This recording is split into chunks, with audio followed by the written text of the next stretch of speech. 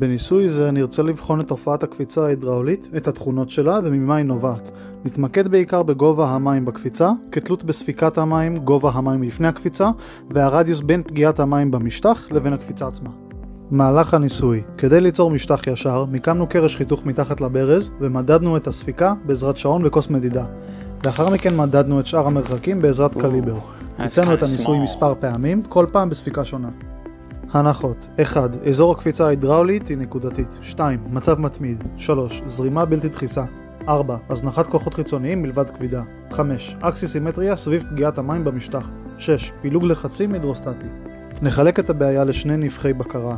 משימור מסה על נפח בקרה 1 נקבל קשר בין הספיקה למהירות והגובה במקטע 1. משימור מסה על נפח בקרה 2 נקבל את הקשר בין המהירות והגבהים בשני המקטעים.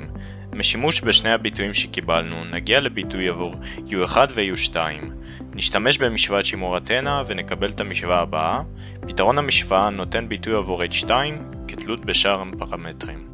השערות תאורטיות. אמנם גובה הקפיצה אינו תלוי לינארית בספיקה, אך שיערנו שככל שנגדיל את הספיקה, גובה הקפיצה יגדל גם כן. האם יש ערך סף לקפיצה? ראינו כי גם עבור הפתיחה מינימלית ביותר של הברז, הזרם שפוגע במשטח חווה קפיצה. לעומת זאת, עבור המשוואה שפיתחנו נדרוש תנאי לקפיצה H2 גדול מ-H1, ולאחר קצת אלגברה נקבל ביטוי.